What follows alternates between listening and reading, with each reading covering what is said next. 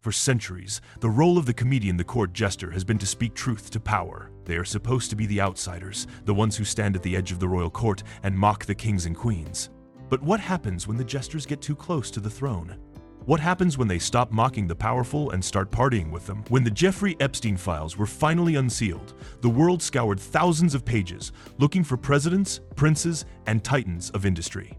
And we found them, but hidden in the margins of flight logs, buried in the contact pages of the infamous Little Black Book, and mentioned in the depositions of victims were the names of some of the most famous comedians on Earth. From the stars of Time's Rush Hour, Times and Times Saturday Night Live Times to the biggest podcasters in history, the comedy world is more entangled with Jeffrey Epstein than anyone expected. Today, we are not just reading a list of names. We are investigating the context. We are separating the passengers from the predators, the friends from the targets, and the innocent from the willfully blind. This is the complete story of every comedian linked to the Epstein files.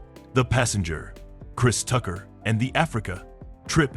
We have to begin with the most concrete piece of evidence available: the flight logs of the Lolita Express. While hundreds of names appear in Epstein's contact books, very few people actually stepped foot on his modified Boeing 727.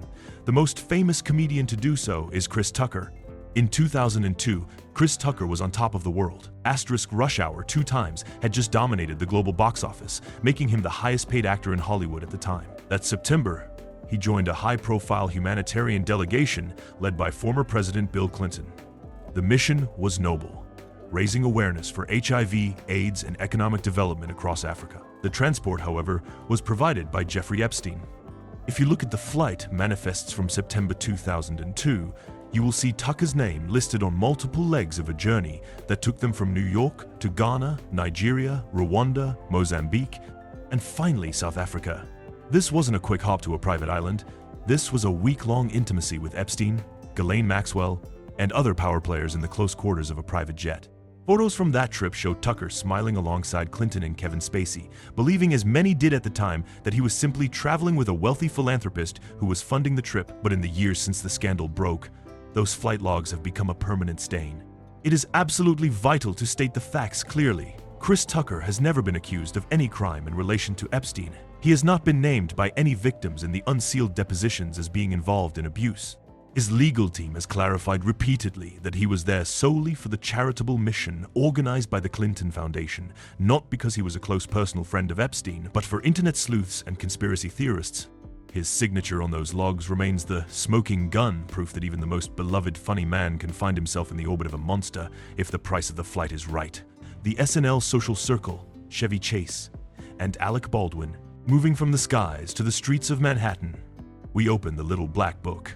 This wasn't just a phone book. It was a map of New York's social elite in the 1990s and early 2000s. And heavily featured in these pages are the legends of Time's Saturday Night Live asterisk. First, we have the original SNL star, Chevy Chase.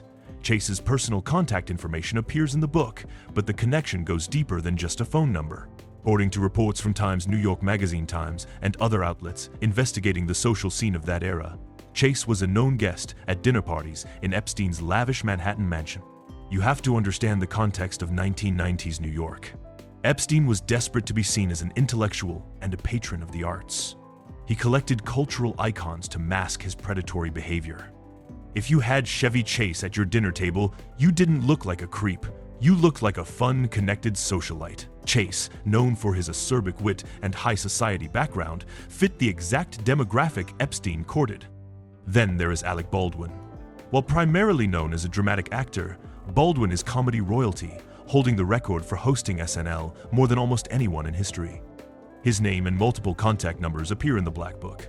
Baldwin has admitted to being in the book, but has clarified the nature of the relationship. He described Epstein as a social climber who tried to befriend anyone with fame.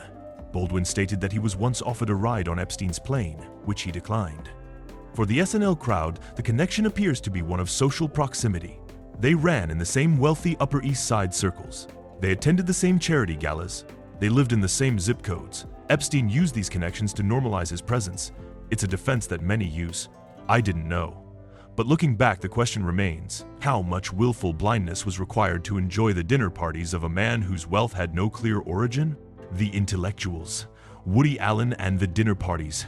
Perhaps the least surprising yet most controversial name in the Black Book is Woody Allen. The legendary filmmaker and comedian was a frequent guest of Epstein.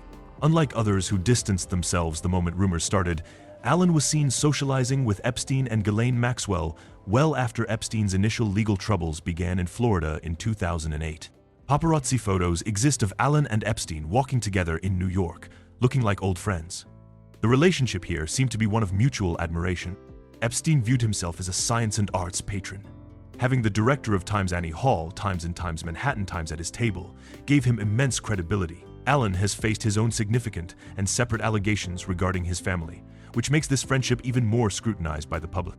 While Allen has never been implicated in Epstein's specific trafficking ring, his willingness to maintain a public friendship with Epstein longer than almost anyone else in Hollywood has made him a central figure in this story. For Allen, it wasn't just about being at a party, it was about a shared intellectual arrogance that seemed to ignore the moral reality of what Epstein was doing. The neighbor, Kathy Griffin. Sometimes, the connection wasn't about friendship, it was about geography. Comedian Kathy Griffin found herself dragged into the narrative not because she was in the Black Book, but because she was a literal neighbor. Griffin has openly discussed that she lived next door to Epstein and Ghislaine Maxwell in the Hollywood Hills for a time. She has shared chilling stories about attending a dinner party at their house, describing the couple as weird, and mentioning that she saw young girls present. Griffin is unique on this list because she hasn't been exposed by documents.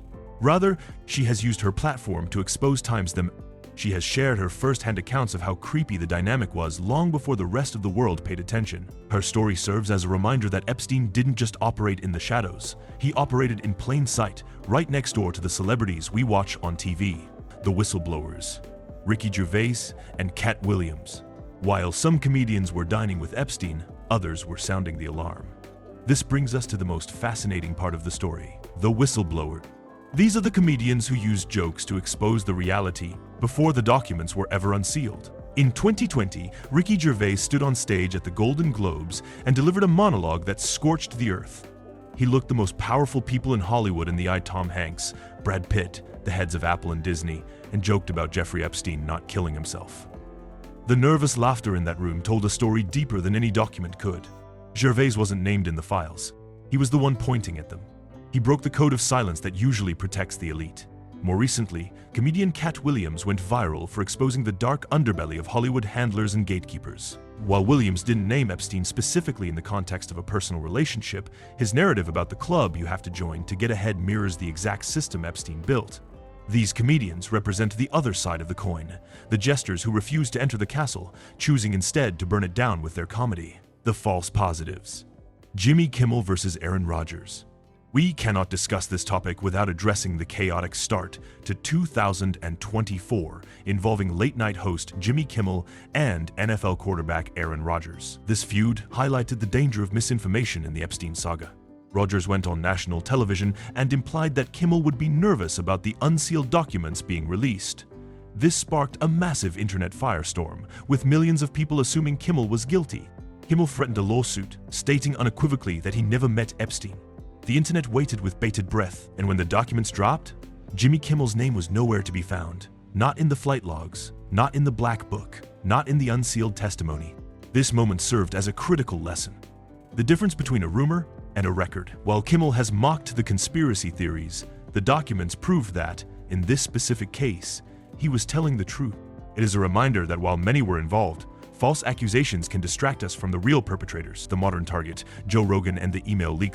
Finally, we reach the modern era of media, and the name that caused the most confusion in the 2024 document dump, Joe Rogan. When the documents were unsealed, Joe Rogan started trending immediately.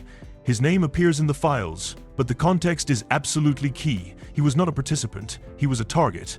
In leaked emails, Epstein's associates discussed reaching out to Rogan. Why?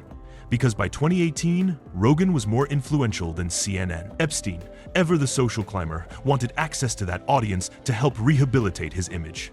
Rogan's name was listed as a potential contact, someone they Times wanted Times to know, not someone they Times did Times know. Rogan has spent hundreds of hours on his podcast dissecting the Epstein case, often with investigative journalists like Whitney Webb. The irony is palpable. The man who did the most to expose the story was also a man Epstein desperately wanted to know. It proves that Epstein's list wasn't just friends, it was a wish list of people he wanted to corrupt. The alternative scene, Maron, Gomez, and the booking agents, the web even stretched into the gritty New York comedy clubs. Names like Mark Maron and the Legion of Skanks crew Big J. Okerson, Luis J. Gomez appeared in leaked booking emails. But again, nuance is required. These emails were often between booking agents and Epstein's assistants, trying to secure entertainment for private parties. Mark Maron famously addressed this on his Times What the Fuck Times podcast, expressing disgust that his name was even in the orbit of such a monster. It highlights how the industry works. Agents pitch clients to billionaires, often without the client even knowing who the billionaire is until the check clears. In this case, most of these bookings never happened, but the paper trail remains, linking the underground comedy scene to the penthouse. So, what is the verdict on the comedians of the Epstein files? When we look at the full picture, we see three distinct categories of comedians.